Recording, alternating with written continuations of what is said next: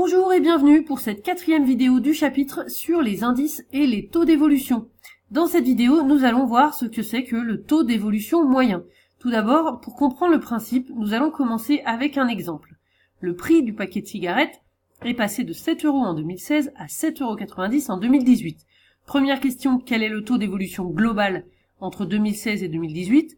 Ça, c'est une question à laquelle nous savons déjà répondre.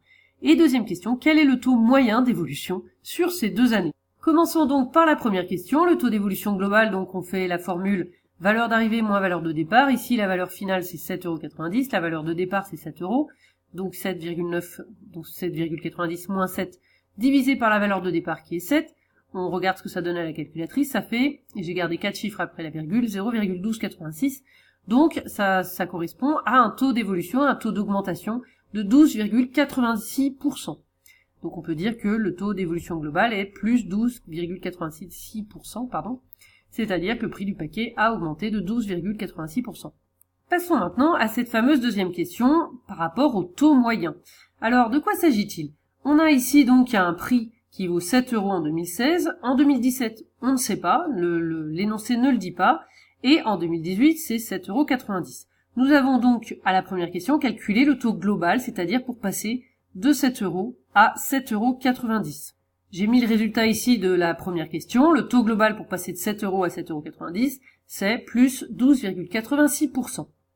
Ici, entre 2016 et 2018, il y a 2017, donc en fait, il y a 2 évolutions annuelles.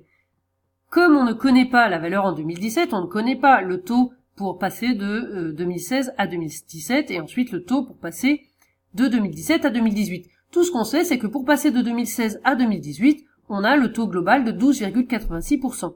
Eh bien, le taux moyen, c'est celui qu'on aurait pour chaque année, si c'était le même chaque année, pour avoir au final, sur les 2 années, 12,86%.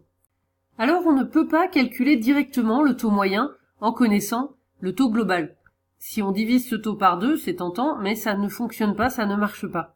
On a déjà vu d'ailleurs que quand on a plusieurs hausses à la suite, ça ne fonctionne pas d'ajouter les 2 taux. Donc là, on ne peut pas calculer directement les taux moyens.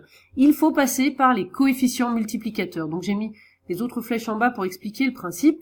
Donc on a de la même façon entre 2016 et 2017 le coefficient multiplicateur moyen, le même coefficient multiplicateur moyen de 2017 en 2018, et pour passer de 2016 à 2018, le coefficient multiplicateur global. Alors tout d'abord, puisqu'on connaît le taux global, nous allons calculer le coefficient multiplicateur global. 2 façons de faire, soit on prend la définition qui dit que c'est valeur d'arrivée divisée par valeur de départ, donc ici 7,9, 7,90 divisé par 7, ça fait à peu près 1,1286, ou alors la formule qu'on connaît bien aussi, que le coefficient multiplicateur est égal à 1 plus t. Donc ici, coefficient multiplicateur global est égal à 1 plus t global, puisque nous avons vu que le taux global c'était 12,86%, c'est-à-dire 0,1286. Je vous rappelle que en pourcentage, ça veut dire divisé par 100.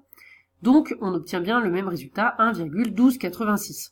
Maintenant, on a déjà vu pour les évolutions successives, quand on a 2 augmentations à la suite, pour avoir le coefficient multiplicateur global, en fait, on fait fois le premier coefficient multiplicateur fois le deuxième. Donc, le coefficient multiplicateur global, c'est égal à coefficient multiplicateur le premier fois le deuxième coefficient multiplicateur. Ici, c'est 2 fois le même. Donc, on a coefficient multiplicateur moyen, fois coefficient multiplicateur moyen, qui est égal à ce coefficient multiplicateur global. Donc, c'est ce que j'ai écrit ici, coefficient multiplicateur moyen fois coefficient multiplicateur moyen est égal à 1,1286. Or ici, on a 2 fois la même chose, donc quelque chose fois la même chose, c'est cette quantité au carré. Donc ici, coefficient multiplicateur moyen au carré, qui est égal à 1,1286. Donc quand on a quelque chose comme ça au carré, dont on connaît le résultat, il suffit de prendre la racine carrée. C'est ce qu'on fait, et on trouve que le coefficient multiplicateur moyen, c'est à peu près égal à 1,0624. Donc j'ai remplacé ici, on a trouvé le coefficient multiplicateur moyen pour les 2 années, qui est le même, donc c'est le principe du coefficient moyen, 1,0624. Maintenant, il nous faut déduire de ça, la question posée, le taux moyen. Et bien là, le taux moyen, nous prenons la formule que nous connaissons bien. Le taux, c'est égal à Cm-1, coefficient multiplicateur moins 1. Donc, coefficient multiplicateur moyen moins 1. Ici, c'était 1,0624 moins 1, ça donne 0,0624. C'est-à-dire en pourcentage, il y a toujours un coefficient de 100. Donc, le taux moyen, c'est 6,24%.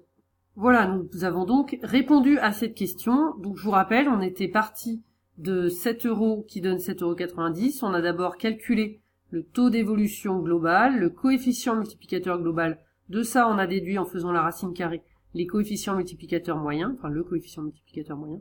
Et puis ensuite, en faisant moins 1 et en multipliant par 100, on obtient en pourcentage le taux moyen.